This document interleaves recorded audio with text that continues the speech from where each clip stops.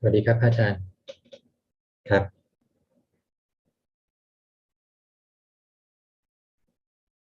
เอ่อ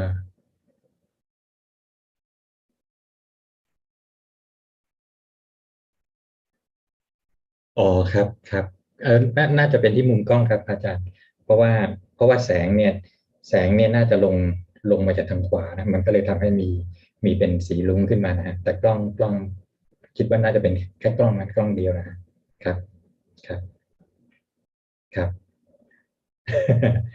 มาเป็นจังหวะนั้นพอดีครับ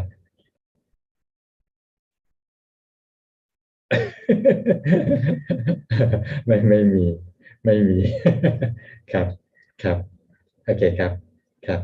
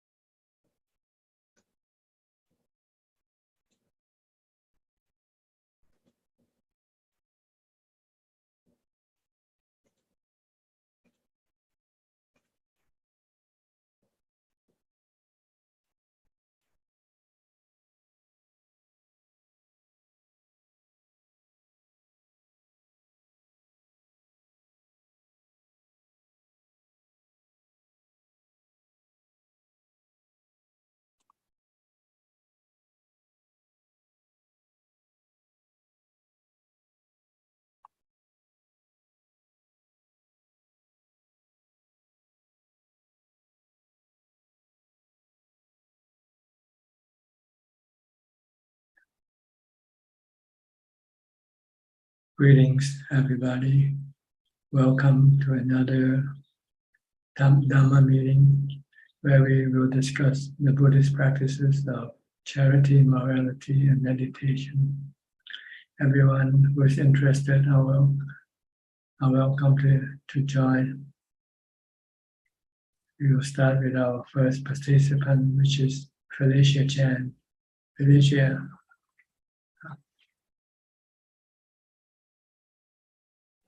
Good evening, Ajaan. Today I have a question. Ajaan, I enter into a very special situation when I meditate. My body is completely gone. I do not hear any sound from outside. No sense of time. I don't know whether it is day or night. I feel completely empty. Nothing inside.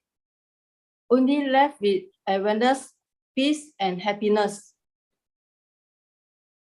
I think I stay inside quite a while, but I cannot tell how long. Because when I come out from meditation, I lost track of time. I do not know whether it is daytime or nighttime. It took me a while to know again the time difference.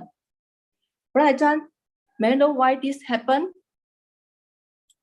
Well, it happens. There's no reason why. All you have to do is just to know it for what it is. And don't be disturbed by what you experience. Always maintain calm and always use wisdom to say that it is just another phenomena, natural phenomena, which is anicca, dukkha, anatta. If you want to do something with it. So just don't try to do anything. Even knowing what it is not important. Not knowing why is not important, but just know it for what it is. If it makes you feel good, that's all you need to know. Okay, thank you. I will continue to practice in this body loose condition with mindfulness and peace. It's the destination where you want to go to, right? When you feel happy, peaceful, and having nothing to disturb you, Okay. to bother you. So all you have to do is know how to get there and get there as much as possible. Because the world that we live with, the body, is a world of confusion, the world of troubles, never-ending confusion, never-ending trouble. But once we get into this world, we find peace and happiness. So that's all you need to know, is how to get there and how to stay there for as long as possible. Okay, thank you. Okay, noted. Okay. Okay. Thank you, Ajaan. It's all due to your mindfulness. If you have continuous mindfulness, strong mindfulness, you can get in there quickly and easily and can stay in there for a long time. But this is a temporary state, okay, Sanija. You want to move up the next level, is to make this state more permanent by trying to maintain it once you come out of your practice, come out of your meditation, by stopping all types of cravings or desire when they come up. Okay, thank you. By seeing that everything that you crave for or desire for will bring you dukkha sooner or later. Okay, thank you, Ajaan. Then you can keep your mind to be calm without having to be in samadhi.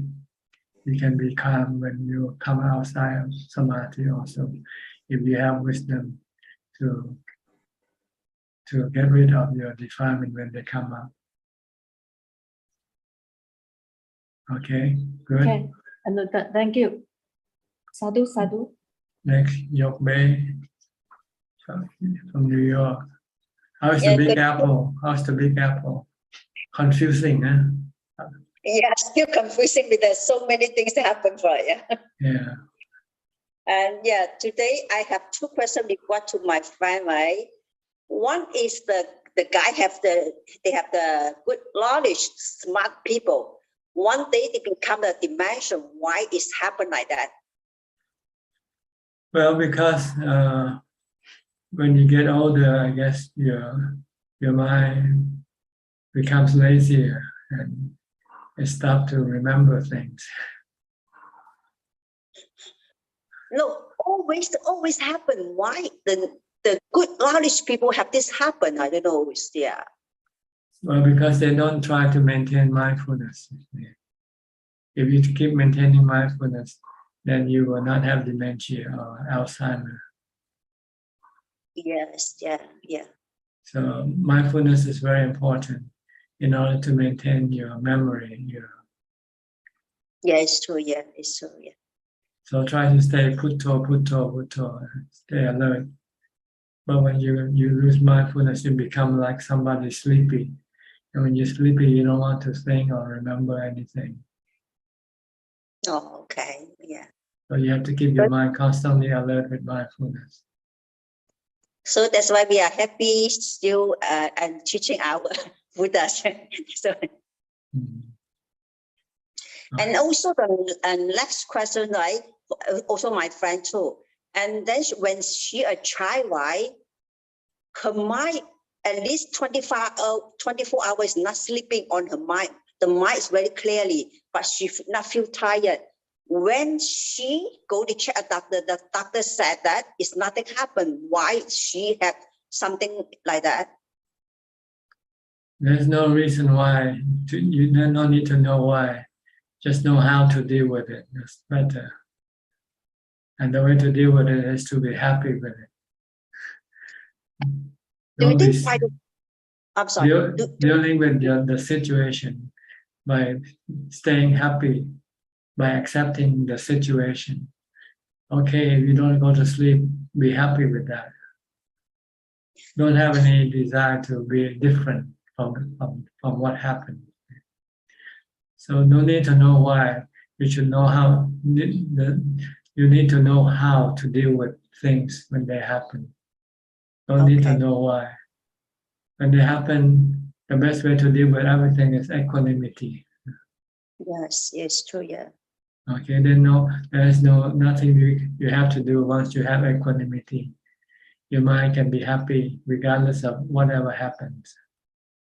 So that's why I'm so happy. So far, we are planned to on the November, October. Is go with my friend Felicia Chan to Bangkok. I'm so happy that I could go with her. Okay, just be happy all the time. Stay happy all the time. That's the will. Thank goal you. of practice. So lots of time we don't need to know why, but just to know how to deal with the situation. Yes. Because if you want to know why, the answer is everything is anicca. Everything is impermanent. Everything is changing. So they keep changing. Yes, they don't true. remain the same. Mm-hmm. Thank you, brother. Thank you. Yeah. Okay. Next, Sajal Khan from Silver Spring, Maryland. Thank you, Ajaan, for your teaching. I don't have any questions today now. Thank you. Okay. Machi Mamio from Thailand. Good evening, Ajaan. I don't have any question tonight. Thank you. Okay. Kok Seng from Singapore. Good evening, Ajaan. I have no questions at the moment. Thank you. Okay. Nanapat from Thailand, Ubon Ratchathani. Namaskar ค่ะ ท่านอาจารย์ I don't have any question. Thank you for your teaching ค่ะ Johanna from Indonesia. Good evening, Ajaan. I don't have any question. I just want to listening. Okay, Professor Kenneth from Switzerland. Good evening, Ajaan. Any input today? I would like to ask your advice on one thing related to just observing the body as it's moving around. Like when I'm walking, for example, just observing the movement and also just visualizing the body walking as a kind of skeleton. That seems to be quite easy for me to do that. The thing where I have some problem still is the one who is observing. I still have the feeling like it's in this area, in the head, in the brain. So as if that's normal, because all the central input gathers around the head. See? Your eyes, ears, nose, and tongue are in the nose. So it's to you feel like the one who knows in around the head. That's because the monitor of the central objects are located around the head. So it makes you feel that the one who knows is around the head also, in the brain, for instance. But it is not. It's in entirely in a different dimension. So it's not important anyway where it is located. What's important is to maintain equanimity for the one who knows. That's all you want to do, because that's the safest place for the one who knows to be in. The happiest place, safest place, safe from all types of stress and anxiety and worries. So, and what can do this is the practice of mindfulness and wisdom. like you practicing when you walk and you maintain mindfulness. And visualizing the body as a skeleton, you're also developing wisdom at the same time.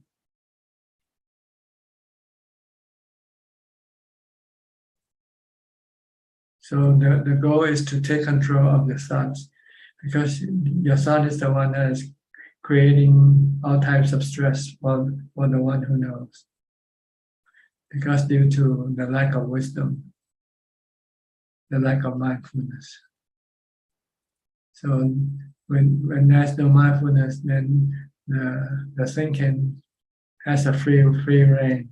It can do anything it wants to. And usually it's driven by delusion, the lack of wisdom to think. So it's causing a lot of stress and anxiety. So first thing you want to do is take control of this thinking by mindfulness, by stopping it from thinking. Once you can stop it, then you can then direct it to think with wisdom instead of with delusion. So these are two steps practice. First, stop your thoughts. Once you can stop it, that means you're in jhana, when you can completely stop your thought for a certain length of time, not just a few seconds, but for minutes or hours. Then once you can do that, then you can then direct your thought to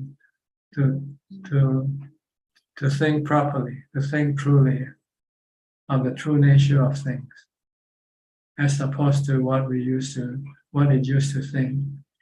It used to think of things as people, as permanent, as controllable, manageable. But you want to think the other way. The other way, everything is changing, everything is not manageable or controllable all the time. And no such thing as a self or person. Everything is a natural phenomenon.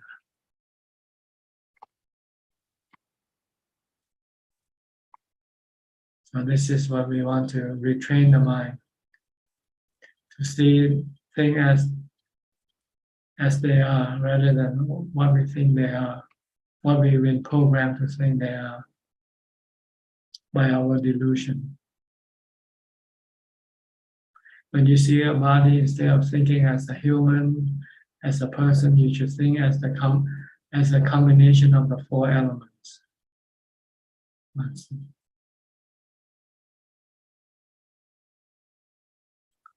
Which is continually integrating and disintegrating at the same time. At the start of life, the process of integration is greater than the process of disintegration. But as you advance in years, the process will start to reverse. The integration will be less, and the disintegration will be more. That's when you have aging, sickness, and eventually death. When you're born, the process of integration is greater than the disintegration. You have growth, you have strength, you have health, good health. But when you reach the halfway mark, the process starts to reverse. The process of disintegration becomes stronger than the process of integration of the four elements. I'm speaking of the four elements. So that's why we have aging, sickness, and death. And from the midpoint onward, from about 50, 40, 50, or 60, and the process of disintegration will start to be more than the process of integration. You find you eat less fruit, because if you eat more, you just get fat.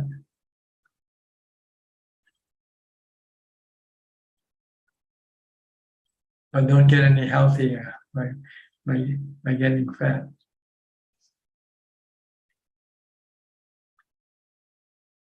So this is what we want to do. But first we We have to train with ourselves with mindfulness first to stop, to be able to control our thoughts, to stop it first.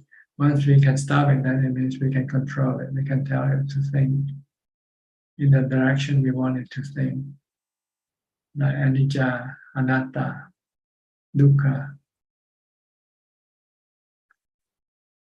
Then this will stop the delusion process of creating defilement, of cravings, of greed and hate.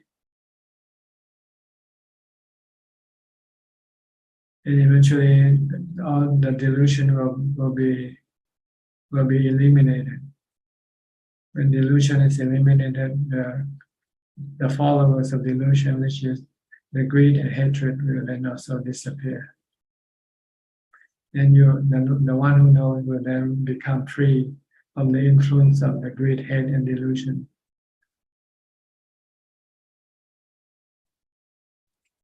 It becomes in sync with the reality. Right now, the mind is not in sync with reality. It's opposing reality all the time. Reality is anicca, dukkha, anatta, but the delusion, the mind of the delusion mind is thinking in the opposite direction, thinking of permanent, thinking of self, thinking of happiness. See, we still look for happiness in this world, right? Everybody, from sensual objects. We still hope to find some happiness from things in this world.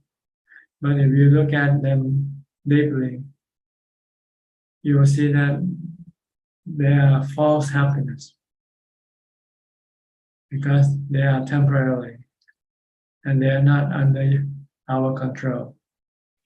When they start to change, when they start to disappear, that's when we see dukkha, we see unhappiness, we see stress happening. But if you don't study the teaching of the Buddha, you won't be able to analyze things like this. You keep thinking everything is good, everything will give you pleasure and happiness. But when it disappears, you went crazy, you go crazy, and try to regroup and find new things to replace the old thing that disappeared. No matter how much replacement you find, you will lose them sooner or later, again and again. So this is what we want to train the mind to see things in this world as being anicca, dukkha, anatta, not the opposite. Niccang, sukhang, atta.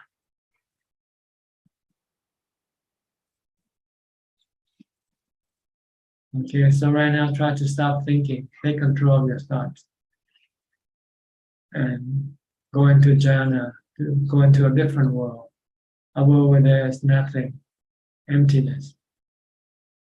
And you'll be surprised that you can be happy with nothing, without anything.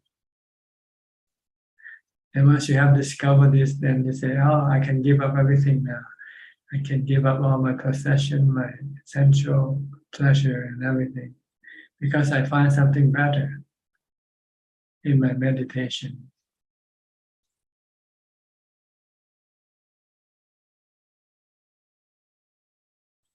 Okay.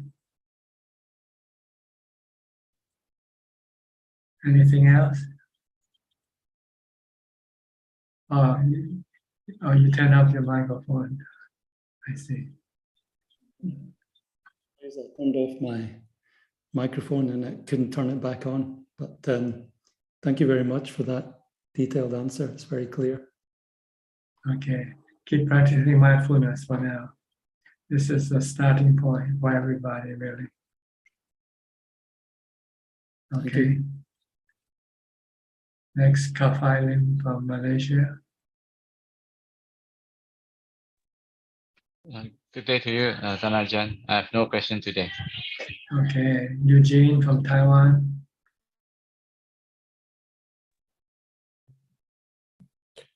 Good evening, Pa Ajaan. I have 3 questions. The first one is when I beginning to practice Putto mantra and the mindfulness meditation, just 10 minutes, then family members, parents will come to ask me to do something. Actually, before I meditate, I request them to keep me 30 minutes free, but they always easy forget.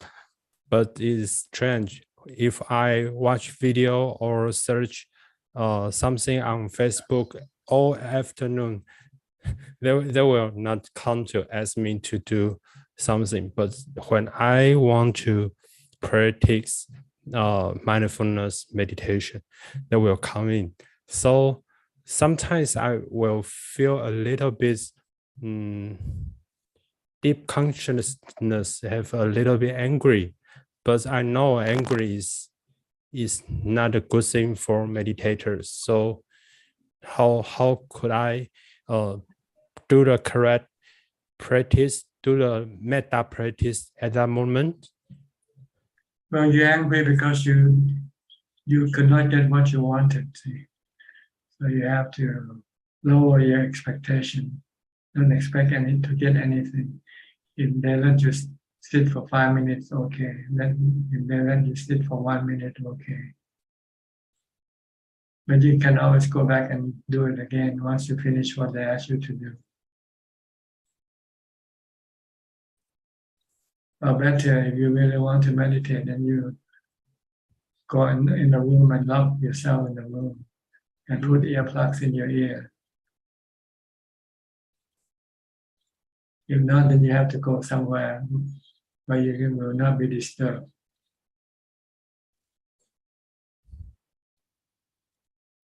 Okay. The second question is when I help the stray dog, homeless dog, they have parasite bugs infection. Many bugs suck the blood of them. In that situation, what should I do? Should I send the dog to the animal hospital? If I send, the dog will more comfortable, will run away from the suffering. But doctor will use medicine to kill the parasite bugs. So if I'm in your teachings, we have 5 precepts to follow. So in that situation, what should I do? Well, it's just a choice between the dog and the parasite. Which one you want to help? You want to help the dog, or you want to help the parasite? Oh, I think maybe the dog will more suffering, but the numbers, the birth is more. What about the parasite? The parasite will also suffer. So which one you want to suffer? So I don't know how to choose. Just leave them alone then. Just leave them alone. Oh, do the ubeka. Yeah, ubeka. Oh. If you didn't see them, if you don't see the dog, then you have no problem. Right? Yes. There are many other dogs in the same situation that you didn't see, and you didn't feel have to do anything about that, did you? But when you see this dog, somehow you become so involved. So if I take the dog to the animal hospital, I should confess to Buddha, right? No, you're not the one who killed. It's the vet who killed. You just take it to the vet, but don't tell the vet to do anything. If you don't order the vet, then you're not committing any bad karma yet. You did good karma. You bring the dog to a place where it can be helped. But how to be helped, this is not your problem. It's the vet's problem. See, the stray dogs have parasite birds is the real experience. But I have another question. How about see the cobra in kindergarten? should I call the 911 firefighter to catch the snake, protect the kids? Well, maybe you can ask them to catch and then put in the zoo or put them in the wild forest somewhere. No, they catch then will destroy or kill the gabra, because if put the forest or some park, then they will hurt other people. So who do you want to be hurt, the snake or the people? I always confused because there's a choice there. When there's no confusion, you just didn't want to make the choice. That's all.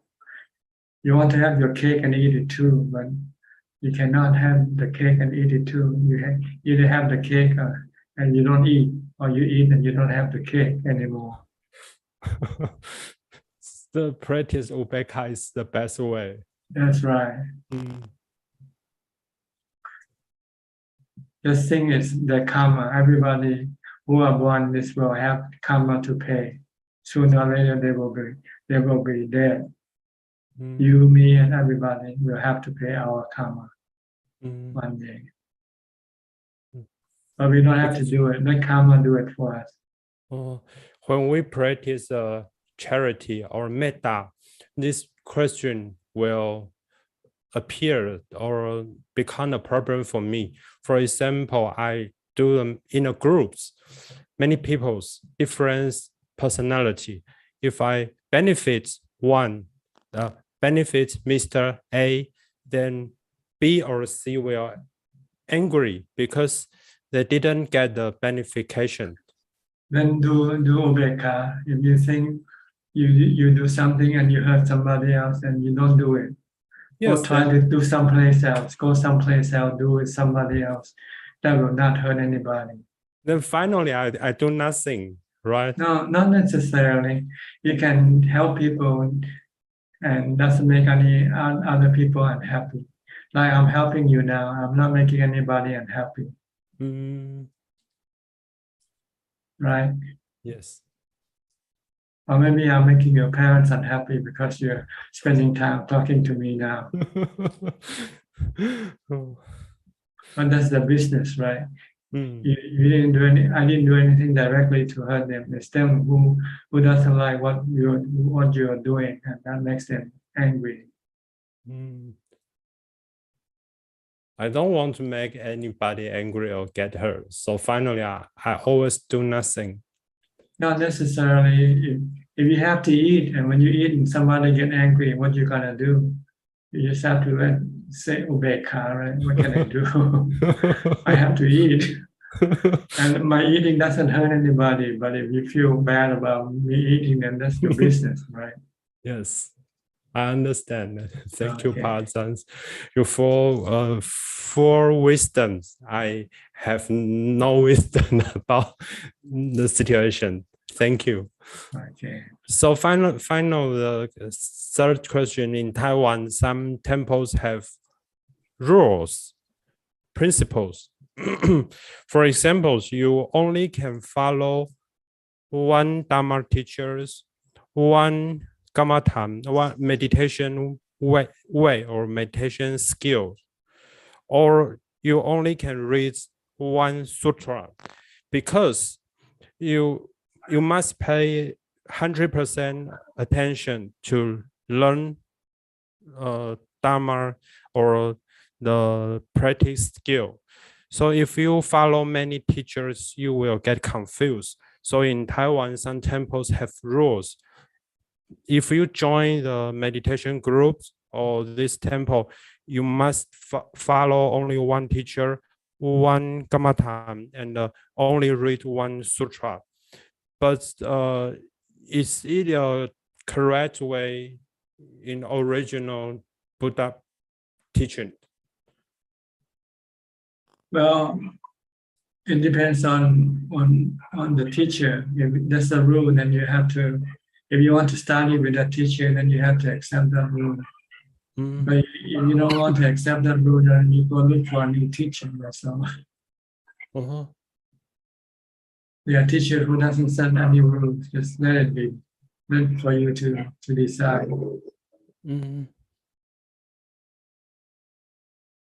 So in Thailand also have some Dharma teachers have this kind of rules? I haven't heard anything like this, but there are rules in the monastery you have to follow, like eating once a day, and keeping the 8 precepts. And these are the rules that you have to follow. But as far as you're having one teacher, you can have as many teachers as you want. For laymen can have many teachers, but for monks monks, also, 5 years. If monk wants to find another teacher, then he can leave and go look for a new teacher. Oh, so a little bit difference.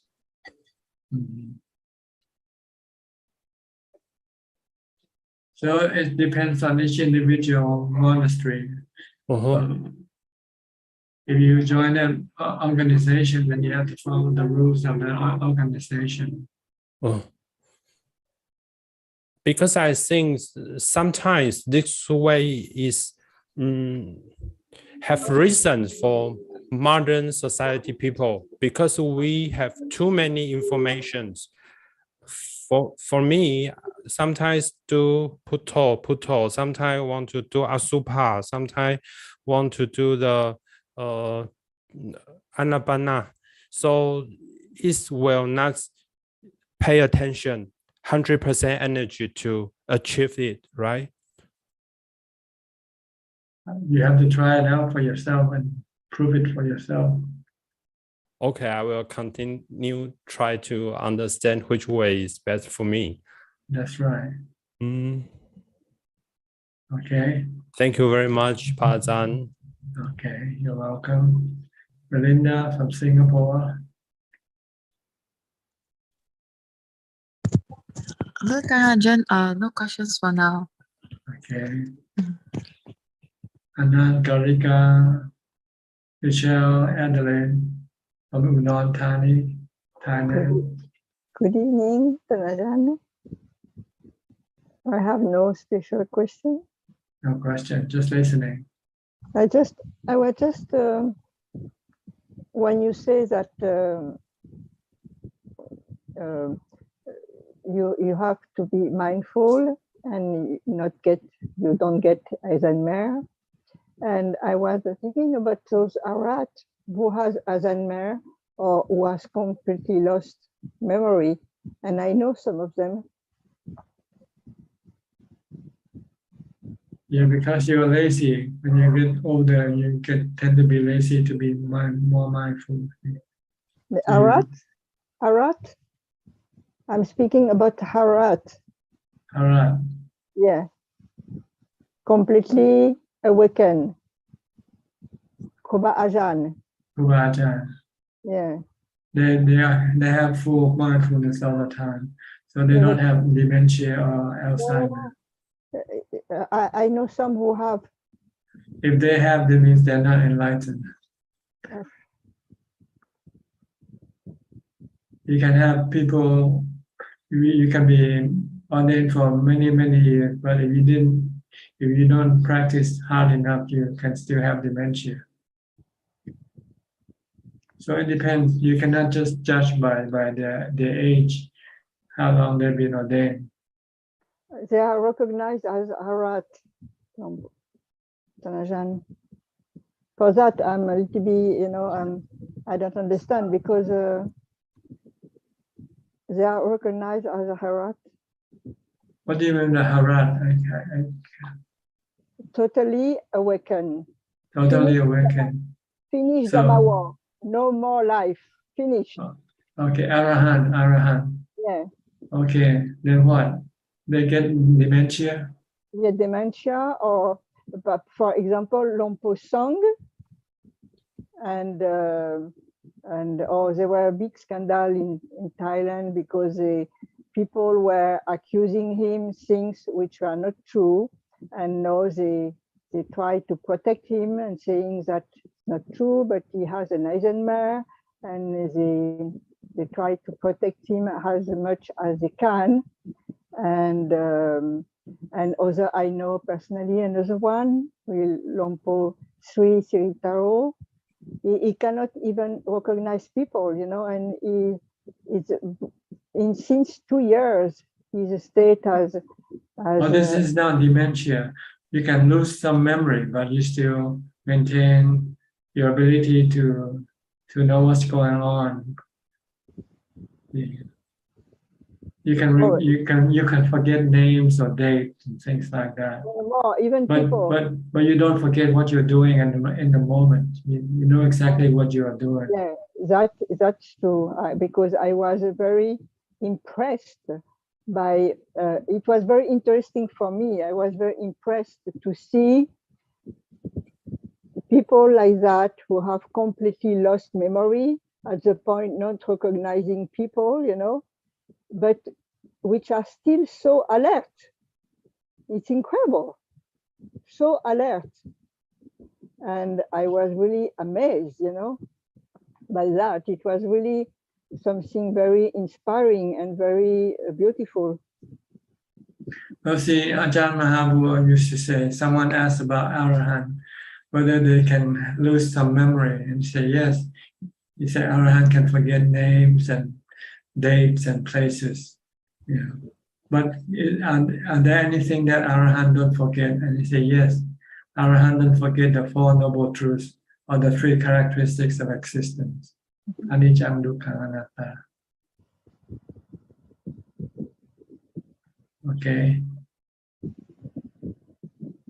Next, Ubeka from Brazil, Sao Paulo. You forget? Do you forget? Not, but Not forget yet, huh? Okay. I remember a lot, but You remember your name? Your name is yes, Alfredo, my right? My Buddhist name was Ananda. Now he's Ubeka. I see. Bante, talking about your explanation for peoples here, Sariputta has enlightenment with Vedana, né? Moggallana had enlightenment with Samadhi. I know that two persons is very professional practitioners, is very high level, near of Buddha too, né? But the balance and Vedana and Samadhi is a balance, or if a person have work, his Vedana is more important to theirs, né, Bante? Now the peoples have occupations. Vedana is more important to understand things, né? With for not have desire a lot. And agora a person that not work, a person that practice more, Samadhi is more happiness, né? Samadhi is more simple to practice, né, Bante? With the balance, and it is important to reach Vedana and after Samadhi, with balance and Vedana and Samadhi is important. Which balance in Madana? What is Madana? Vedana, sensations. Vedana. Okay. Vedana and my talk is about Vedana and Chitta and Samadhi.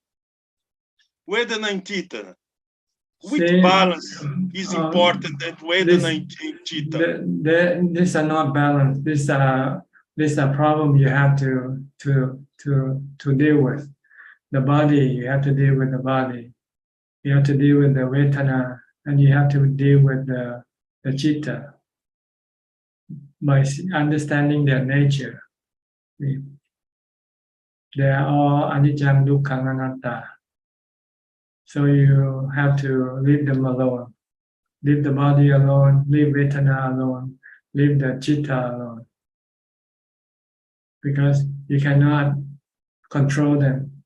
You cannot control the body. You cannot control Vedana, and you cannot control the Chitta.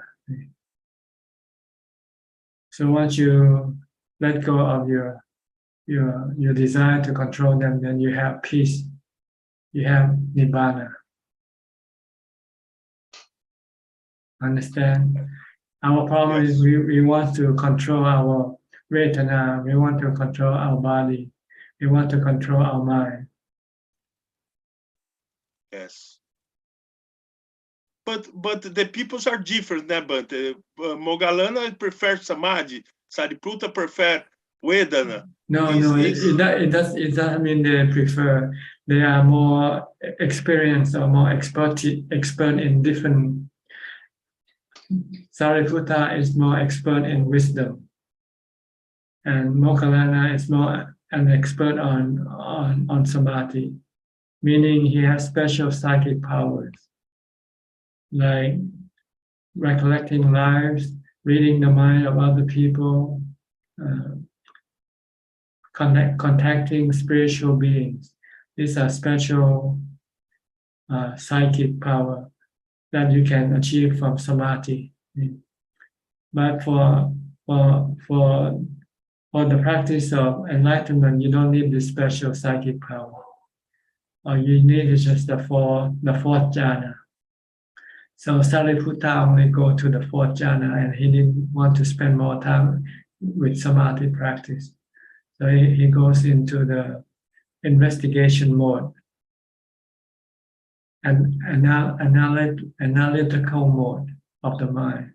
So he's very, very clever in explaining things or understanding things than Moggallana. Yes. But they have enough, Moggallana have enough wisdom to get rid of the defilement and become enlightened. And Sariputta had enough samadhi to support his practice of wisdom to become enlightened. But each one is more better in samadhi or in wisdom. Sariputta is more smarter in wisdom than Moggallana.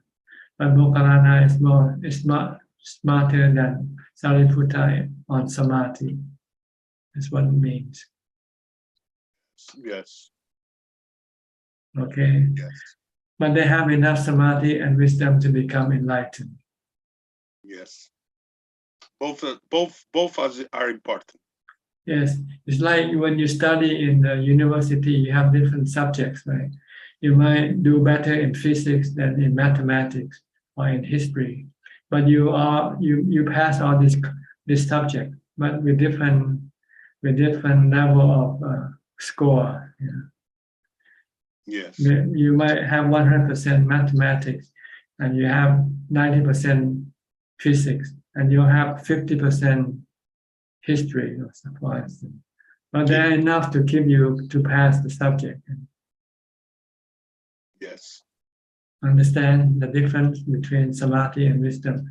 You only need 50% samadhi, 50% wisdom to become enlightened. But sometimes you can achieve 100% wisdom or 100% samadhi, which you don't really need to in order to pass to become enlightened. Yes. But the Buddha, he achieved everything 100%. He have 100% samadhi and he have 100% wisdom. Buddha had a forjana all time, Bante. He have psychic power. He get off and enter when he wants. Okay. Forjana Right. is special. All right. Thanks, Bante. Okay. Next, Claudia from Germany, from Nuremberg. This is your last meeting here with us, maybe for the time being. Good afternoon from Germany. Please excuse me for 1 second because my telephone is ringing, but I don't want to answer it. I just make it silent. I can come back to you. Oh, okay, go ahead.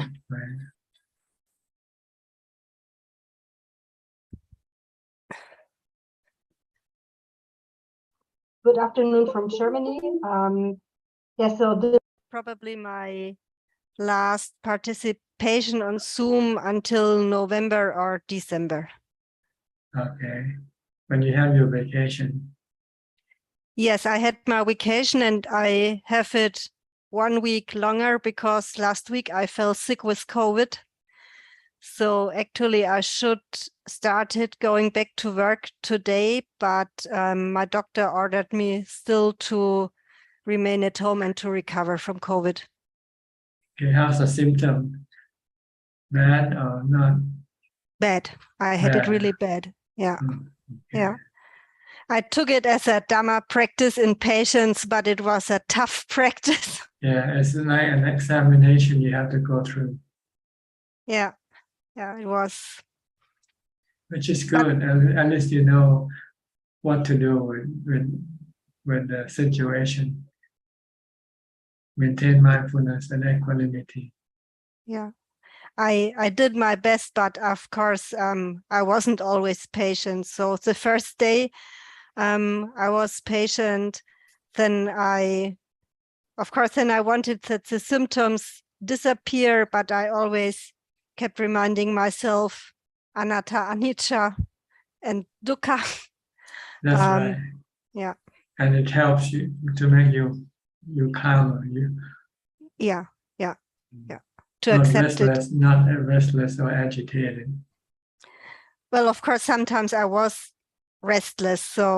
But whenever I realized it, I really tried to get in contact with the Dhamma and to practice more patience. And I started with your book, Beyond Birth. Yes. Yeah, it's beautiful. You want to translate this book also into German?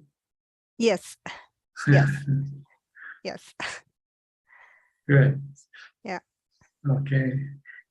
Anything else? Not at the moment. Thank you. Okay. Thank you for asking and teaching. Thank you very much. You're welcome. Gary from Singapore. Good evening, Ajaan. No questions from me right now. Thank you. Okay, Philip from Malaysia. Good evening, Ajaan. Thank you for your teaching. I don't have any questions at the moment. Thank you. Okay, Meshi Billy from Indonesia. Good evening, Ajaan. I don't have any questions today. Thank you. Okay, Lillian from Bangkok. Good evening, Ajaan. No questions. Just trying to get more positive energy from this group today. Okay. It's like going to a gas station when you run out of gas. You have to have refill from time to time. Listening to Dhamma talk or engaging in Dhamma conversation can be energizing for your mind. Yes, very, very energizing. Okay, good. Thank Next, Awili from Malaysia. Good evening, Ajaan. Thanks for teaching. I've got no question as well. Thanks. Sarah M. from Singapore or Malaysia. From Singapore, Namaste, Ajaan. I have a few questions. There is this, I have questions whenever my mindfulness drops. Anyway, this thing comes from, we were having a discussion, and one monk actually mentions that some people will actually make bad karma when they have the opportunity to meet with very good married field. So it actually is bad for this person to meet. For example, maybe the person will actually commit fraud when within a sangha because this monk is famous, so there's an opportunity to commit fraud, stuff like that. So there was a kind of like a conclusion that it is actually bad for some people to actually have the opportunity to meet with Dharma or to meet with goodness. I don't know whether this is actually true, because I would think that at least they have an opportunity to form some kind of affinity to Buddhism. So I don't know, is that the right thinking, Ajahn? Well, see, some people are prone to do bad karma, regardless of the opportunity or not. So it's not so much the opportunity that's the problem. The problem is your tendency that you have developed in your past life. If you have the tendency to do bad karma, then you find it very difficult to resist it when the opportunity arrives for you to do bad karma. So what you need to do is just to try to resist the bad karma and try to push yourself to do good karma by the practice of mindfulness. The more mindfulness that you have, the stronger will you be able to control your karma. Thank you, Ajahn. One more question is, when I understand that the karma of physical karma seems to be stronger, but in the instance of what happened was like somebody actually kind of persuaded or told me that you can do this thing, there's no harm, it's not breaking the precepts. And at that time my mindfulness was not strong, my mindfulness was not strong, my wisdom was not strong, and I commit the act thinking that, oh, okay, so this might be okay. But later on, definitely it has led me to break the precepts, even though I knew that it was because it was already like carry on already. So my question is, that person just say he doesn't do anything, but the person who acts on that action without thinking, because like no mindfulness or no knowledge, no wisdom, actually I commit more karma in that case, right? I don't think that's a case of more or less. It's a matter of whether you do it or not. If you do it, then it's karma.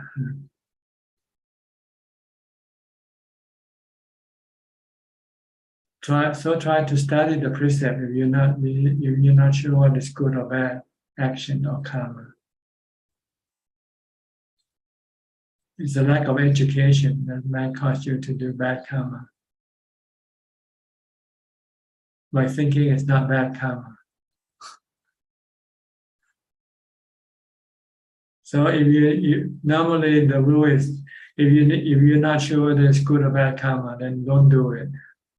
Okay, and check out first whether it's good or bad karma from a reliable source, like a good teacher or the scripture. If you can find something to refer to, if you're not sure yet whether this is good or bad karma, then don't do it yet. Wait until you find exactly whether it's good or bad before you decide before you do. So it's a matter of lack of education, I think. Lack of study. You might have to study more about the precepts.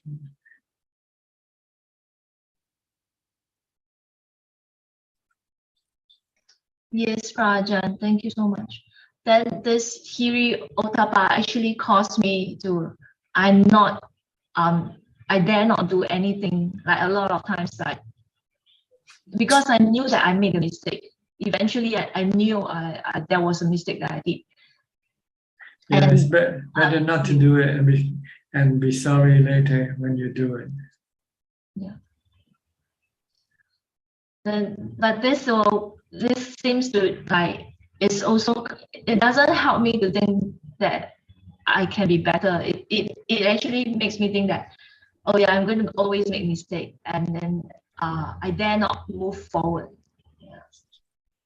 Well, you have to use judgment, good judgment. You have to decide before you do anything whether this action is good or bad. And the common rule is that if whatever you do hurt yourself or hurt other people, then this is bad. Okay, that's all. If what you do doesn't hurt yourself or hurt other people, then it's okay. Look at the consequence of your action.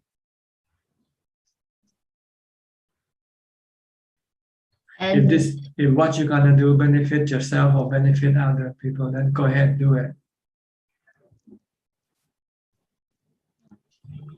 There's a rule of thumb about karma, good and bad karma. Look at the consequence of your action, whether it's beneficial or harmful to yourself or to other people, or both. so it doesn't matter who is the one who suggests it. It matters is whether you do it or not. That's right. You have to look at the fact and not from the people.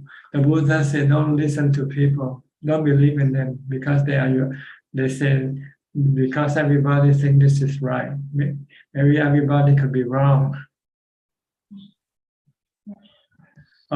Listen because he's a monk or he's a teacher. Maybe he's a bad monk, who knows, a bad teacher. So you have some rule of thumb to judge people's advice, whether it is according to the law of karma or not.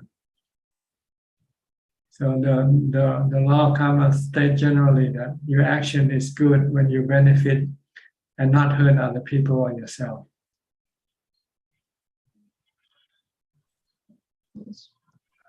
Yes. Thank you, Ajaan. Okay. Next, Sri and Czech from Canada, from Toronto, not Toronto, Vancouver. I have lost memory now. I don't believe you. You're like the smartest person I know. Yeah, but can be forgetful also. Smart people can be forgetful. Ajahn, you said that we do the karma like as long as we don't hurt ourselves and other people. Just now you say it's very funny, but it makes a lot of sense. Like if you eating, but the people get angry, you still eat. But like when you're eating, you're not hurting yourself. But that person get angry when you're eating. Like is like the person hurt themselves. Like you're not eating. We're talking about action directing at that particular person. Directly at like if I say something to you and make you cry, maybe this is bad. But if I say something and you don't like what I say, I'm not talking to you, but you just don't like what I say, then that's your business, not mine. Because I didn't direct my action toward you. See, like when I'm eating, I'm not directing my action toward you. But you get angry at me for eating. Or like the Buddha, when he left the palace to become a monk, his parents was not happy. This is not the action that directed at his parents. See? So you have to understand when I say action, karma, I mean action that direct at people who will have to bear the brunt of the action, for instance. But if I do something, if I cut a tree and makes you unhappy, that's your business. I have to cut a tree. If the tree doesn't belong to you, it belongs to me, and I just don't want to have this tree in my house. I cut it, and you somehow want to be environmentalist who wants to protect all trees. You get angry at me for cutting my own tree. That's your business. I'm not doing it to hurt you. So you have to understand when we talk about action directing at that person, then you want to make sure that you don't want to hurt that person, whether you say or do things toward that person. But if you do things on your own and that person is not happy with what you do, that's nothing has. That's the problem. That's the karma for not being happy. But I still don't understand the one that you say like talking to other, like when I say something to you, you still angry, meaning like if I say something that's good intention, but you still get angry, I don't have, like, it's okay for I me. didn't mean that. I mean, No? I Oh, mean, if I'm talking to you yeah. and intentionally want to hurt you, then this is bad karma. Okay. But if I'm talking to your husband and you happen to be listening, and I'm not talking about you, but I'm just maybe advising your husband to leave you, for instance, then you get angry at me. That's your business. See?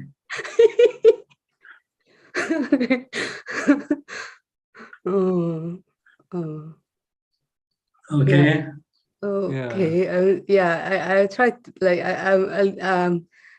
still have some. Like I advise your husband to become a monk, and you're gonna get mad at me for doing that. This is not bad karma. I'm giving good advice. Tell him to ordain is a good advice. And it's beneficial for him, but I don't know about other people. But the one about the Buddha is a good example. I think, like, the Buddha, when he leaves, his family probably get angry, but it's not his bad karma because it's not directed towards them. Or like when you die, you make people unhappy. Is that your fault? It's not your fault. It's not your action to cause them to be unhappy. They just want to be unhappy because they don't want to lose you. That's all. Oh. So this is different. I don't mean this. Okay. I mean doing something directly to someone and then hurt that someone, and this is bad karma. Oh. But doing something else and that person doesn't like and become unhappy with your action, that's not karma directing at them. Yeah. Sometimes I'm confused, Ajahn, because what you said just now actually really happened to us. We didn't cut the tree, but it was our tree, and we just had to make it smaller, make the branch smaller. And our neighbor happens to be an environmentalist, and he was so mad. And I'm confused, like, oh, did I do something wrong? Sometimes I'm confused that because people get angry sometimes, like, but you didn't do anything, but I get confused that commit something. There's a saying that goes, you can please somebody some of the time, but you cannot please everybody all of the time. Okay. So this is not your problem, it's their problem. Right. Yeah, you taught me a lot, because before meeting you, I'm also confused about, like, how to be a good person. And sometimes I think I overdo it, but after learning from you, I learn a lot about I think acting rationally and not to be a people pleaser. Like I see from Ajahn example from you. Well, if you can please them, do it. But if you cannot, then you don't have to do it. Right? Yeah. Okay.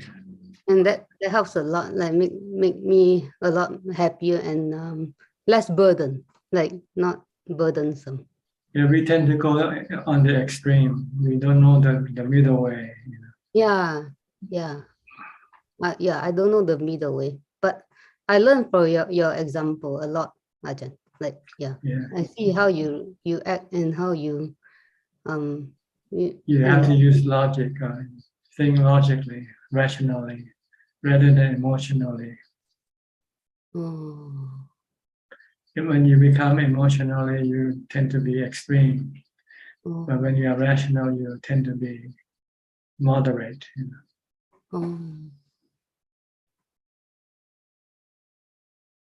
Yeah. Okay. Any question from you? Yeah, just one question, Tan Ajahn. Like, when someone who make or suggest an ideas which is wrong, and someone go and react on it and go and act on it, So is there a karma for the one who suggests it? Well, if you suggest directly to that person and you know it's bad karma, then you suggest he go kill somebody. And if he does that, then you are actually committing the karma with, you're also committing the bad karma yourself. Do it yourself or tell somebody else to do it, it's the same. Oh, okay.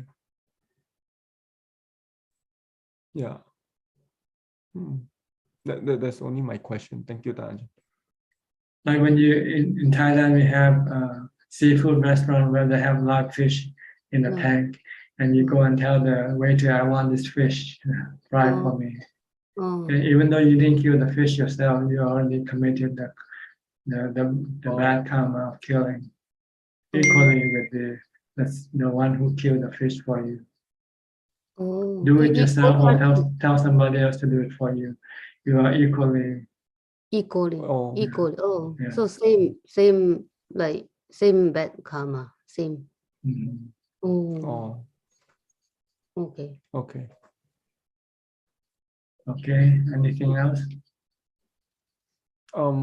Another thing is if you like talk directly to us, like Dharma, but if we get angry, so that is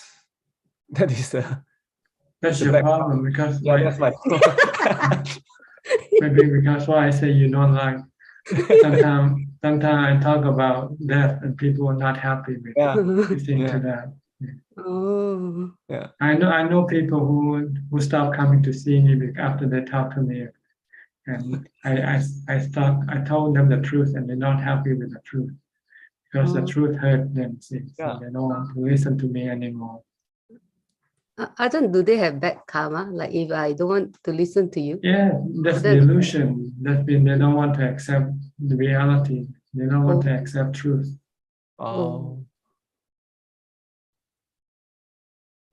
Yeah. Okay.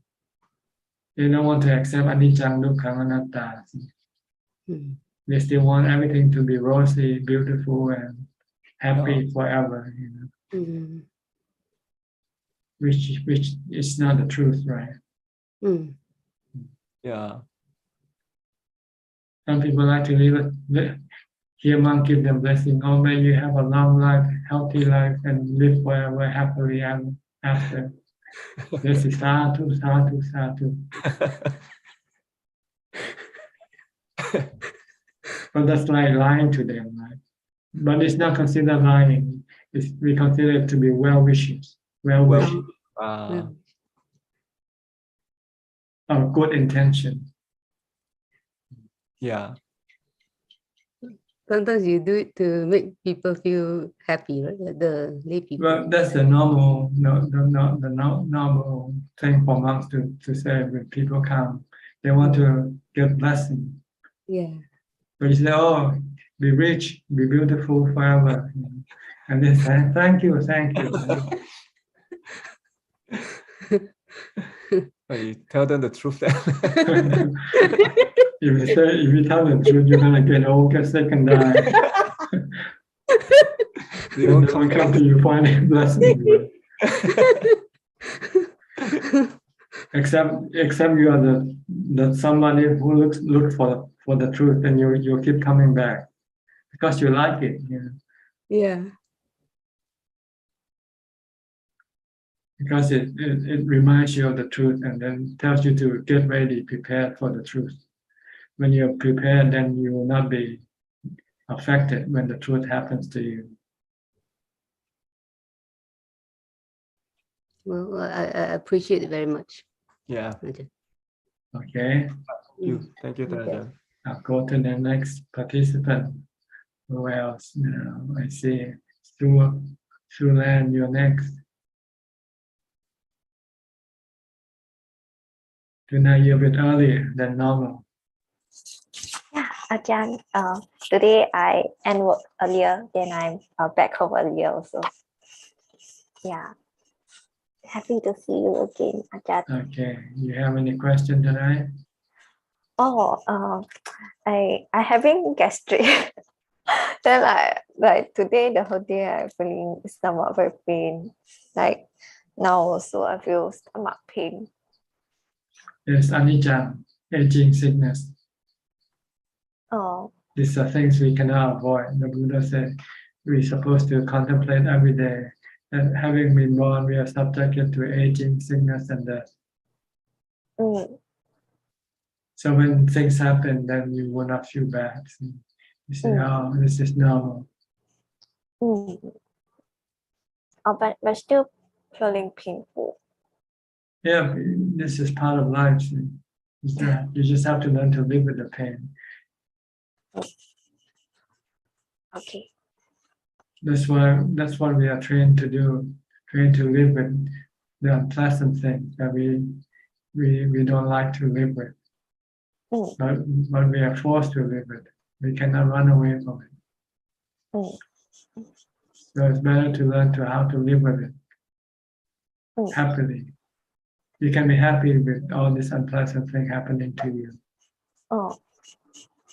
If you can maintain calm and equanimity. Actually, I realized that when I'm feeling upset or angry, then after I sleep, then the next day, then I'll feel better. So does it mean that I should sleep more? No, you just run away from the problem temporarily. Oh, okay. You should not sleep, but you should meet it head on. Say, okay, bring it to me. Bring all this unpleasant thing. I'm not going to run away by going to sleep. I'm going to meditate instead. I'm going to use mindfulness instead. Bhutto, bhutto, bhutto. To calm my mind. Because sometimes you cannot even sleep. When the pain becomes so strong, you won't be able to sleep. And what would you do? Yeah, that's true. Yeah. So you have to practice mindfulness. Practice ubeka, equanimity. Once you have mindfulness and equanimity, then you can remain undisturbed by painful feelings or unpleasant things around you. Okay. Yeah. Because the past few days I kind of stopped meditating. Yeah, because I give in to the unpleasant feelings. Yeah. So thank you for reminding me, Ajaan.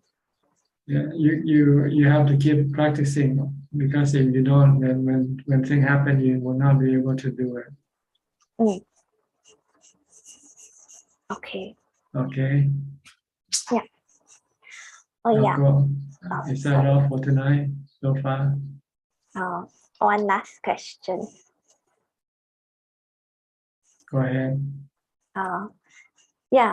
Today one of my manager was speaking to me, like then because he suddenly approached me to ask a question.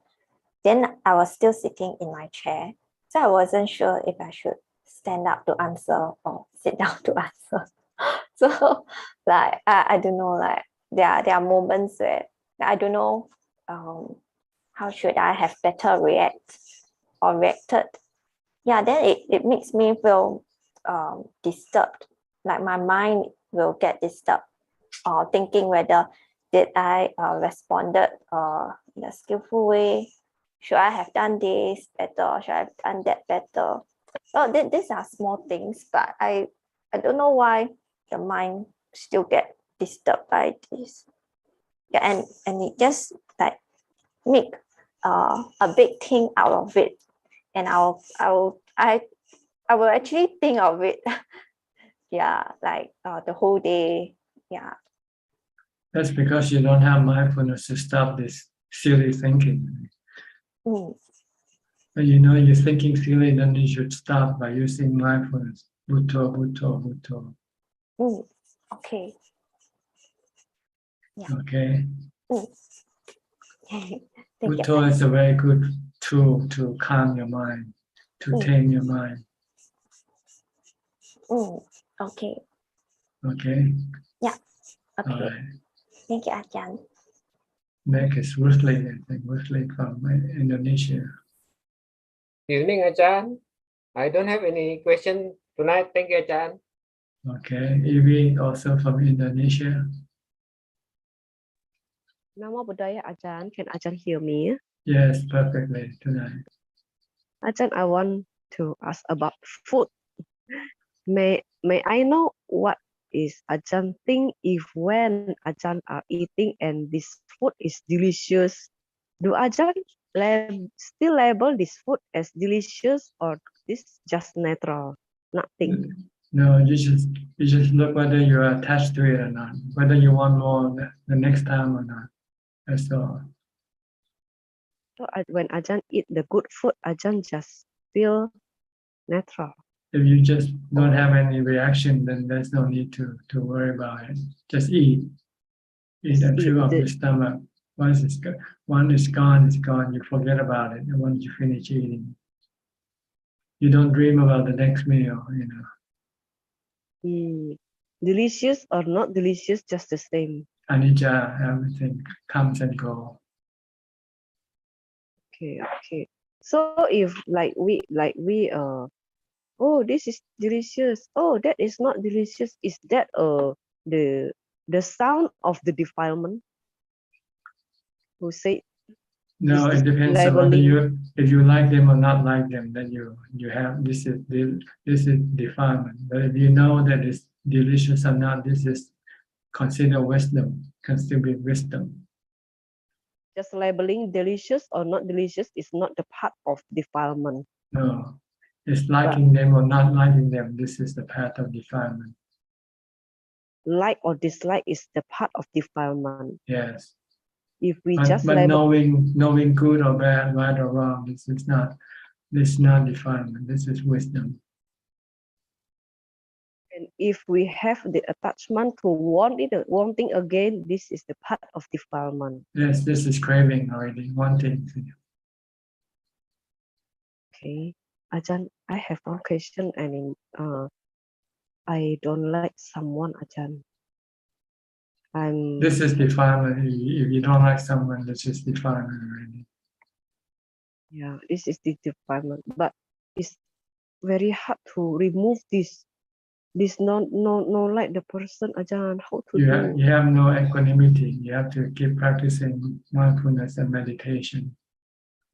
I do it every day, but still have this dislike the person. Yeah, because you don't have equanimity. You have to practice more mindfulness, meditate more, stay in jhana more.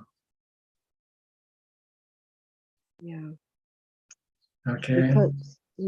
Because I must see this person every day. This person is the boyfriend of my sister-in-law. He sleep here. Actually, he has a family. Why should he sleep here? That is his business. You should not pay attention to what he does. It's not your business. So your business is to watch how you react to him. That's all.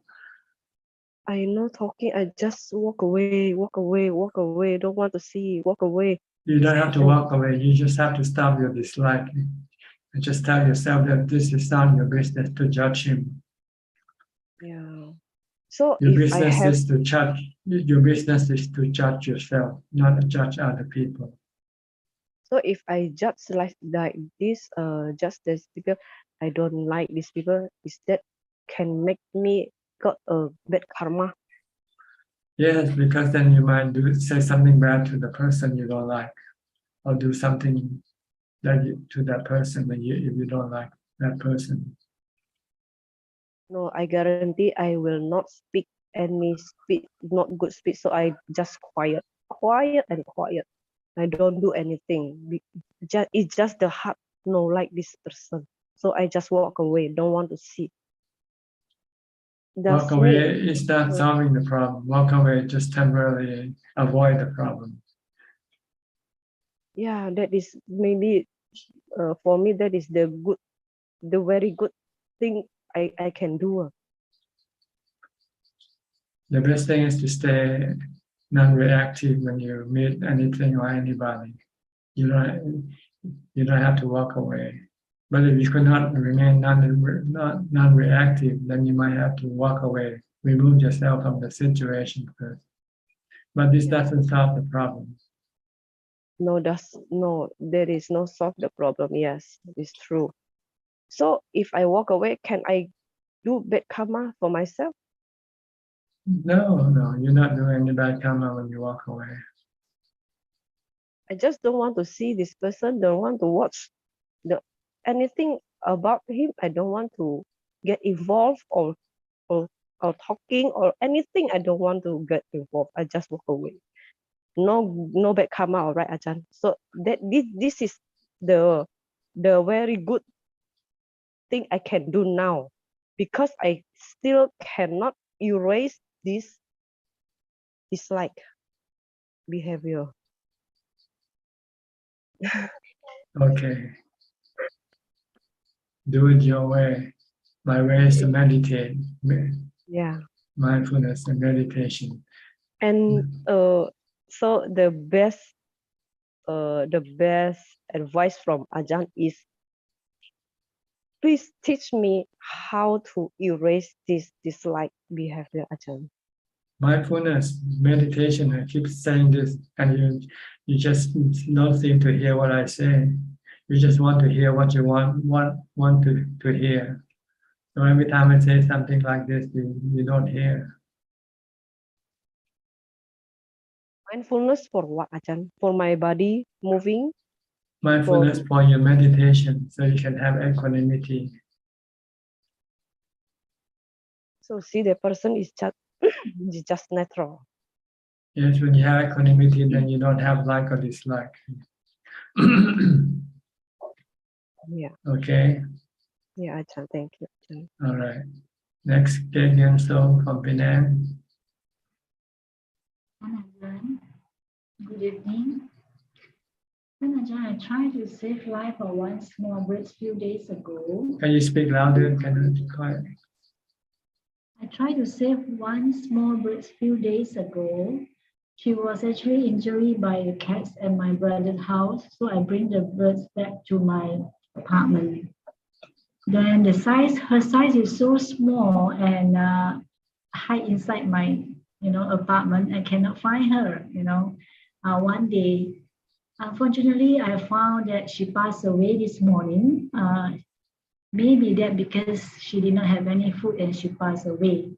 I think in this case, I will have bad karma, right? No, you have metta, you have loving kindness. You did this action out of loving kindness. This is not bad karma. Yeah, because she passed away unintentionally because I cannot find her. Then, that's right. You did not have any intention to stop her or to kill her. It's just that it's her nature to be scared of you. So she killed herself, actually, starving herself. Or maybe not by starving, maybe by her injury or whatever. Just think of it as her karma. It's the time for her to pass away. Okay, so I just transfer merit to her. Yeah, thank you, Ajahn. Okay. Yeah. Next, Pramalai Joy Wong from Thailand. No question ค่ะ No question. Christine Koe from Malaysia. Good evening, Tan Ajahn. Can you hear me? Yes. Tan Ajahn, these few weeks I keep on repeating, listening your previous talk. Then I feel very good and keep on increase a lot of knowledge and how do I say, remind myself about previous teaching. Thank you so much. And I very happy every Tuesday, Tan Ajahn can give us teaching through Zoom. Okay. Thank you, Tan Ajahn. I don't have question. Okay, happy to hear that. Happy that I'm useful to you. Yeah, very, very useful. And I keep on listening, repeat again and again, like weekdays or weekend, whenever I have time. So it will, how do I say, make my mind don't, how do I say, purify my mind. Yeah. Good. Thank you, Ajahn. Thank you. Okay, you're welcome. Will, can you hear me? Will, you want to speak? Okay, here. Will, where are you from? Will, maybe you haven't heard, you cannot hear me. So I'll go to Suchart first. I'll come back to you later. Suchart Okay. from Pennsylvania. Good evening, ครับ ท่านอาจารย์ Yeah, as long I can listen, far as I listen so far right now, a lot of people know pretty much. And also good evening, Dr. Nook and Ajahn Boy, just like to recommend me that too. So far, I try to send you a homework here. It's when I meditate and look like sometimes have a light and come in dark or light or something, but sometimes I forgot what I put to or not, but I see come kind of look like a bright lights coming. Yeah, you are distracted, so you should come back to Putto. And ignore the light that appears. Yeah, look like I have, when I close my eye, it's kind of it's something like that. So, but just stick to your Bhutto and ignore everything. Okay. And so far, then I try to have comment about, because it's many speaking of the language is Lala accent, but you still understand. It just make me amazing about this one, because when I go to school, if I didn't speak well and strong accents, it's most teachers said, I don't understand you or something, but you are accept every one of them. So that's make me amazing, and for that too. And so end of that, it's not too much right now. Okay. So thank you so much. All right. I'll go to B. Ravin now from Bangkok. Hi, good evening, Ajahn. Just from what you just said previously regarding it's possible to please someone sometime, but not everyone every time. Just to clarify, does that mean as long as I live a lay life, I will always have to run into conflict with people from time to time, because sometimes it's not possible to just agree with everything that they do? Well, you don't have to run into conflict. You just don't have to please them. That's all. You don't have to engage.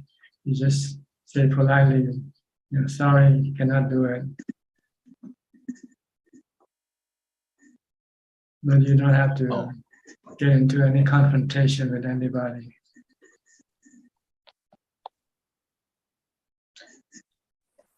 Yeah, because I was just thinking about some situations where, I was saying certain things that is not even involved with other people, but sometimes they overhear it and they like to make comments and stuff.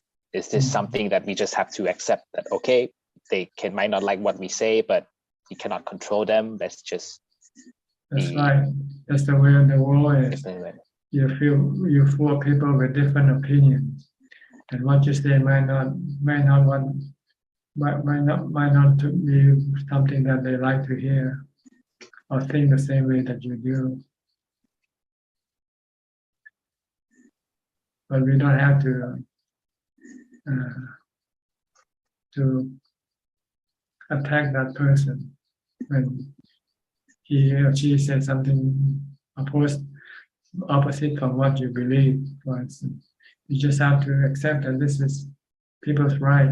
Everybody have their own opinion. We can coexist. We can coexist peacefully with each other by respecting our different opinions, and don't try to impose our will on other people. That's all. If you like Chinese food, okay, I like hamburgers, okay, fine, we can live together, right? It doesn't mean that if you like Chinese food, everybody else would have to like Chinese food also. Yeah. As long as your action doesn't hurt anybody, then I don't think that will be any problem. So would the key takeaway be just to rely less on others and focus more on ourselves? Would that be a good way forward? Well, a good way forward is to have as little confrontation as possible. Do not confront. By subdue your ego. It's your ego that wants to confront.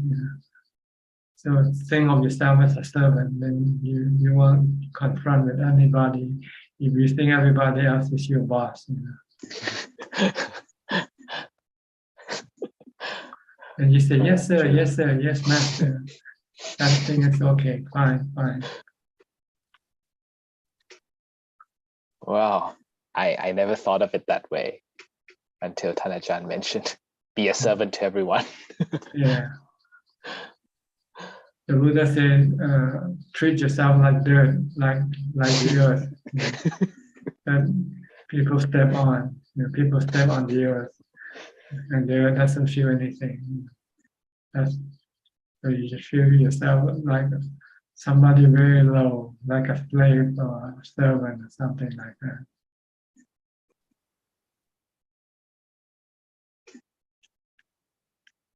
Yeah, because that would mean we have less expectation, so we won't get upset easily. Yeah. Because we know they're going to tell us to do this and that anyways. Yeah. And we have to accept what they say. No argument whatsoever from your boss. No. Okay. That's a good analogy, Ajaan. Treat myself like dirt. Normally, that's what people tell us. Don't treat other people like dirt. Respect them. But if it's for ourselves, it's okay, right? Yeah.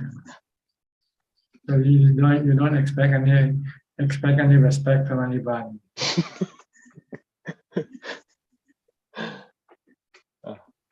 Wow.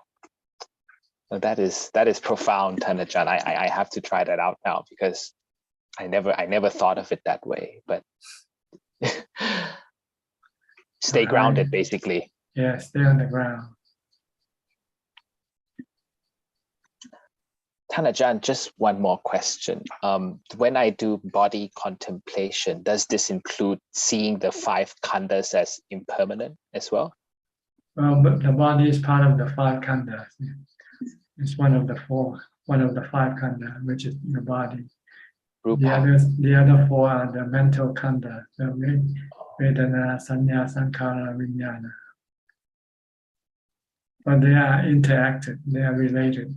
So you contemplate on the body, like the body will get old, get sick. Sick is Vedana, and sickness, painful feeling. So you are more or less contemplating on the 5 khandhas. Depends on which aspect of the contemplation you do. If you just contemplate on the body parts, this is entirely the body. But when you contemplate on feelings of the body, like painful feeling when you get sick, then you are dealing with the other 4 khandhas.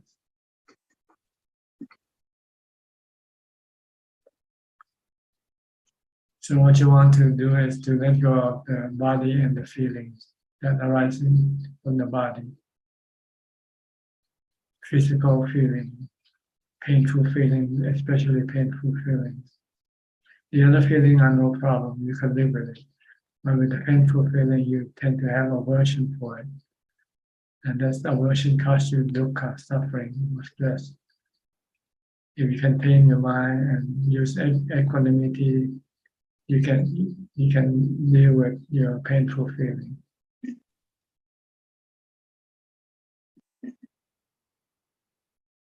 So it's two elements, the physical and the mental. Both of them need to be eradicated. Yeah, but based on the body. This painful feeling is based on the body. But we have another painful feeling based on the mind. That's different. Let's deal with the mind. The mind can also create painful feeling. By having bad thoughts or bad emotion. But that's a different subject, the mind and the body. First, you want to deal with the body first. Then once you finish with the body, then you go and study the mind and deal with the mind.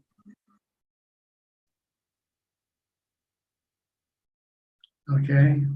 Yes, Tanachan. Thank you very All much. right. Okay, I'll come back to Will now. Will, are you ready to speak? Where are you from? Thank you very much for receiving our questions. What do you do about the dark forces in the mind? How can you protect yourself against these things? Dark forces are your delusion and your defilement. And you need light, the force of light, which is the Dharma, wisdom, and mindfulness to deal with them. So right now you don't have this light and this wisdom. So the dark force will tend to be the one in motion most of the time. So you have to learn to develop mindfulness and wisdom to counter your dark forces, the dark force.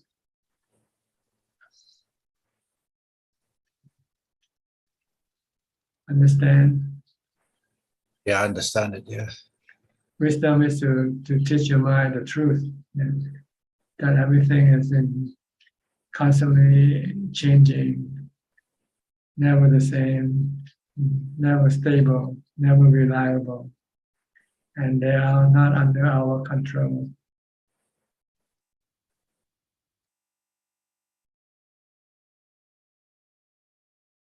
Things like this. When you have dark force, you tend to have hatred, right? Anger, and so forth. No, I mean like Mara, like dark forces like Mara. Yeah, Mara is the one that causes you to have greed, hate, and delusion. Yes, sir. Mara is delusion.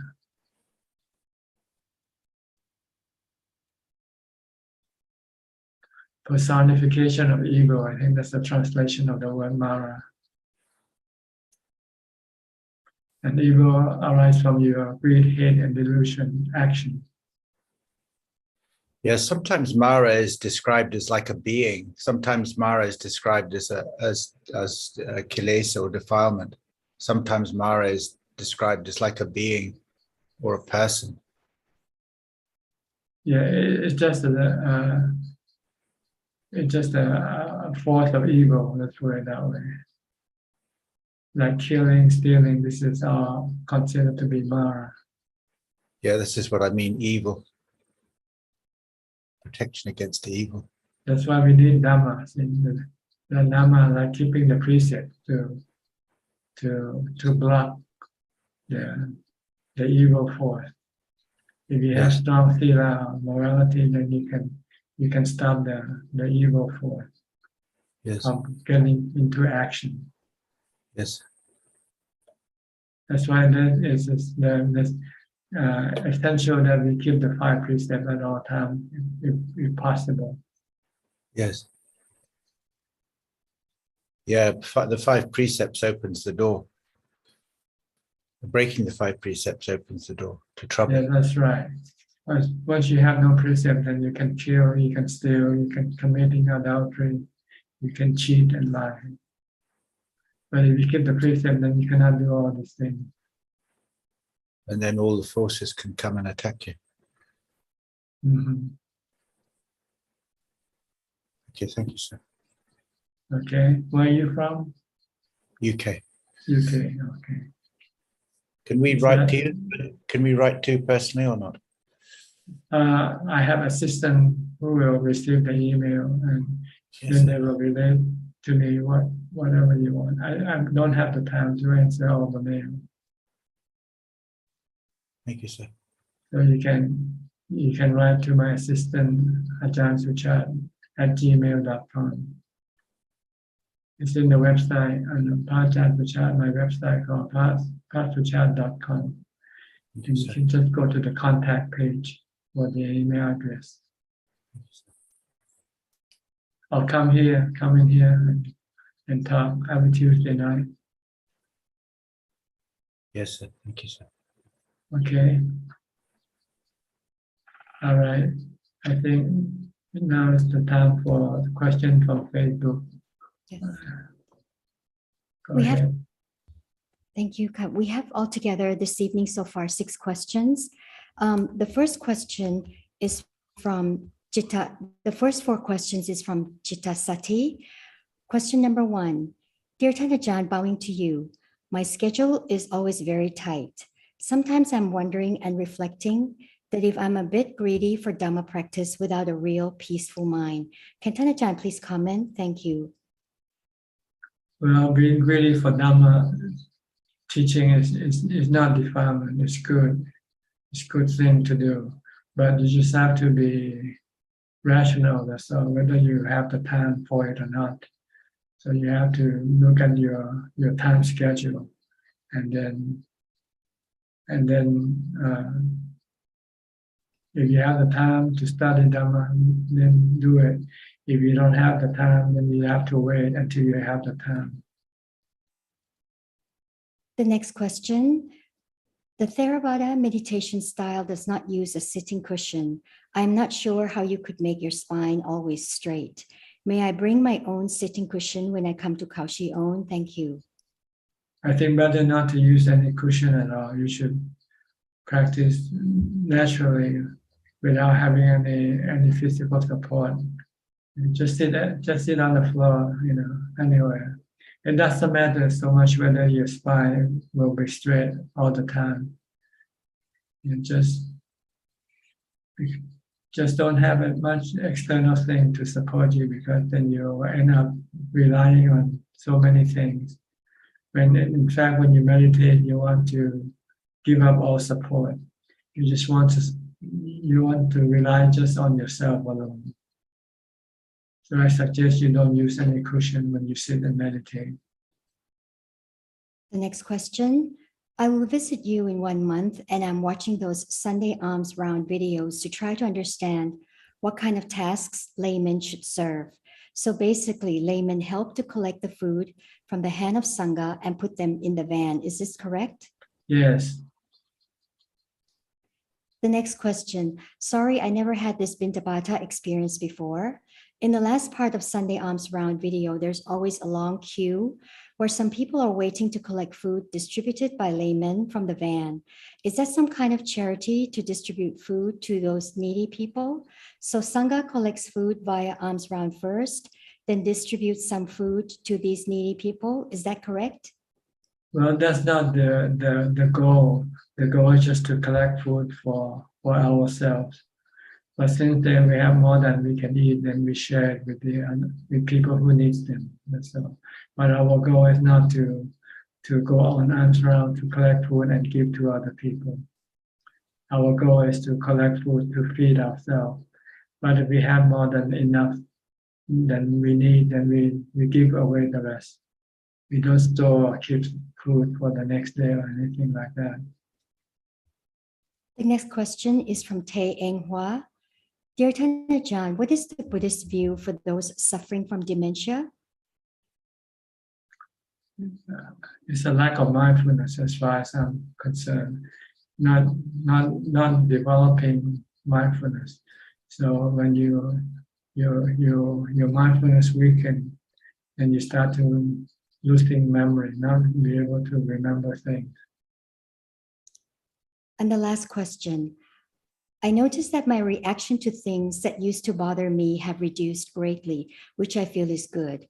However, I tend to realize about this afterwards when looking back, rather than at the time when the incident was actually happening. Is this a lack of mindfulness or delusion rather than the progress of the mind? Can Tanajan please kindly advise? I think this is wisdom to realize that you are improving.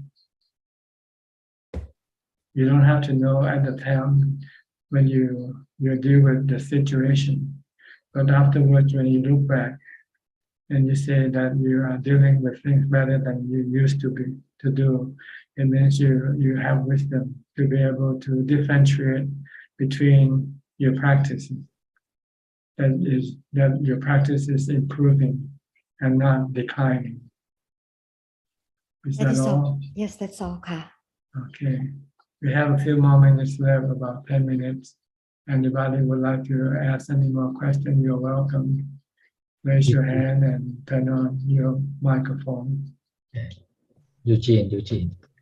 Ajaan, I still have a question. For example, if we do the meditation about shamatha and the vipassana, we refuse to Buddha Dhamma Sangha. But some people, they practice vipassana and the shamatha, but they believe other religions. So the final results all will get the arahanthood or not? Well, it's like going to a university. It doesn't matter whether you're Buddhist or Christian. As long as you follow the instruction of the university, then you can graduate with a degree, right? Same way with Buddhism is like a university, and if you follow the course of the Buddhist teaching, then you will become arahant regardless of whether you're Christian, Muslim, or whatever. Doesn't matter. So they can also be free from samsara, right? Yes, if they can practice sila, samadhi, and panya, morality, samadhi, and wisdom, then they can be free from samsara. Thank you. Okay.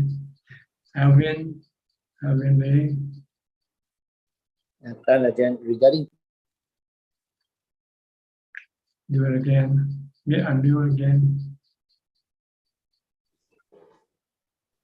Tanajan, regarding Pindapat, nowadays I've seen in a lot of monastery, the lay people will come and offer food to the Sangha. Well, I remember reading Wangta Mahabua book that Acharya Man, even though he is ill, he would walk all the way out, try his best to walk out of the monastery to go for Pindapat.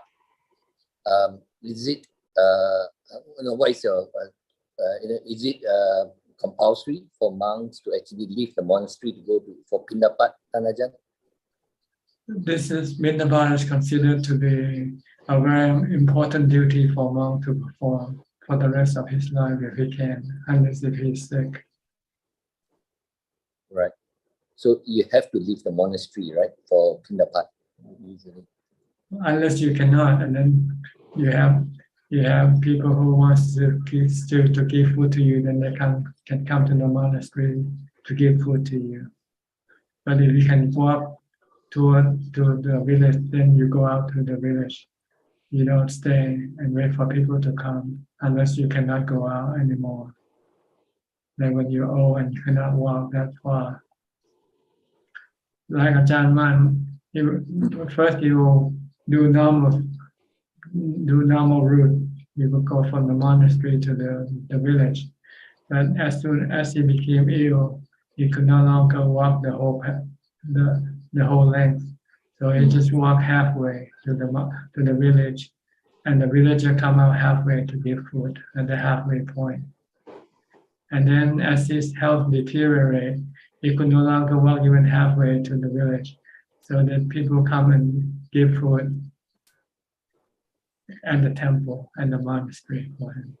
But he still do bindabat with his bowl, carry his bowl, but not able to walk to the village. So it's part of the Vinaya rules, right? I presume. It's part of the Buddha's tradition. Even the Buddha, this is one of his major daily duty. The Buddha had 5 daily duty that he does. Going on arms round in the morning, in the afternoon, teach the lay people Dharma. In the evening, teach the monk and bhikkhuni Dharma, and late at night, teach the Deva, the spiritual being, the Dharma. And then early morning, before he go on arms round, he will scan to see who could use his teaching that particular day. Then he will go to that person to teach that person personally. So these are the 5 major duties that the Buddha maintained every day of his life until he could no longer do it. And it's the Buddha's teaching that teach monks to go on arms round. When you become ordained, this is the first instruction you're given. Feed yourself by going on arms round. Do it every day for the rest of your life. This is the Buddha's instruction for every monk. But some monks tend to be cannot hear his teaching, forget his teaching. And they wait for invitation to go to people's house instead of going on arms round. Or wait people to come to the monastery or the temple to give them food. Right. Okay. Understood, Tanajan. But the Buddhas considered going on arms round as the noble thing for monks to do. Because you are doing things that is beneficial for yourself and other people as well. You enable people who might not be able to come to the monastery to give dana by going to their house instead of waiting for them to come to the monastery. Because every people cannot come to the monastery because they are busy. Maybe they have to work, or maybe they have to open their shop, and so they cannot close the shop and come to the monastery to give food. But if you go to them, then it's easy for them, because it only takes them a few minutes to give you the food. Then they can go on, continue on doing what they want to do. So you are helping yourself and helping other people to make merit.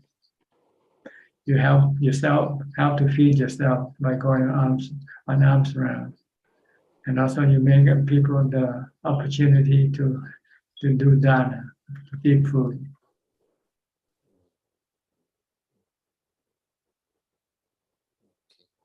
So almost every forest tradition teacher will consider going arms round a very important duty. And it's also given in the 13 austere practices. One of the 13 austere practices is to go on arms round.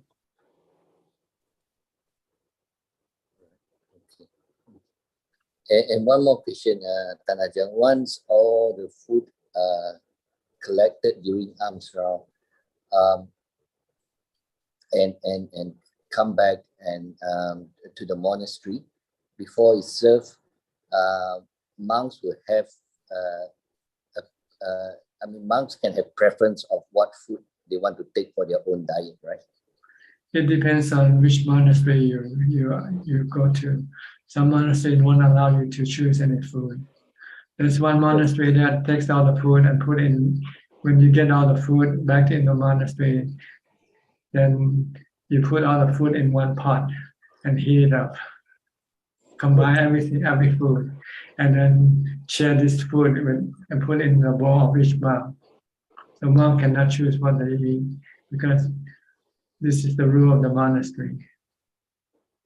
See, this sweet dessert and savory, everything put in a pot. No, just the dishes, the food without the rice, without the rice, fruits of it, or dessert. This is just the thing that you eat with the rice.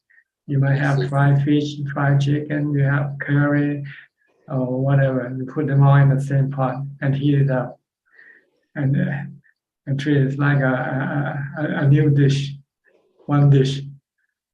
And you dish it, and then you dish it out and put it in the bowl of each monk. I see. Okay. Thanks, Tanajan. Thank you. But some other monastery, they can be a little more relaxed, and they allow you to choose the food. The food are not put in the same one big pot, but put in a tray, separated, and then it goes to the senior monk first, and then it goes to the next monk, and then you can pick whatever you want from the trays. So it depends on this different monastery. And Longta Mahabodh monastery, you cannot pick the food. All the food will be once it's given to Longta first. Longta will be the one who can pick the food, but then he will give it to the monk to distribute the food in the bowl of each monk. Right. So you don't have a choice. You just eat whatever is given. Right. Whatever you get in your bowl. Like I said, it's a buffet. Life is a buffet, not a card. Yeah. Okay. Thanks. Okay. Okay. Thanks, Tanajan. All right. Look like we run out of time already for tonight. Sri, you want to say something? Okay. One last question. Sri, or check. It's okay, Ajaan. I think maybe your time is It's okay. Just 1 or 2 minutes. Okay, sorry, Ajaan. The just now the teaching you gave to Professor Kenneth about the 5 elements, like they integrate and then slowly disintegrate, and we all get sick and die. That refers to the animal and the human realms. And then what about the spiritual realm? Like, does the four element also slowly disintegrate? Like, is that how it works? No, in the spiritual realm is the good karma or bad karma that will decrease it as you use it up, like fuel, like gasoline in your automobile. You fill it up and then you start driving your automobile, and sooner it will run out of gas. So it's the good karma that sends you to good realms, and it's the bad karma that sends you to a bad realm. But this karma will also slowly disappear, diminish, or weaken. Okay. So when you run out of good or bad karma, you come back and born as a human being. So it's different. It's not I guess you're talking about the four elements. I was talking about the physical part, the body. Physical element that is integrate and then slowly disintegrate, and then. And when you're born, you put in a lot of food, right? And you eat food, and this food keeps on building up your body. Yeah. But when the body grows to maximum, then it doesn't want to take any more food. Then take less food, use less food, and the body parts start to become older, deteriorate.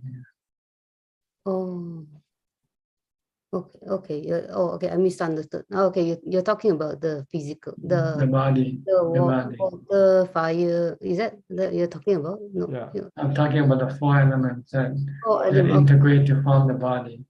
The force of integration during the early stage of life is greater than the force of disintegration. Okay. Thank you. Okay. I think that's about it for tonight. Thank you very much for your participation.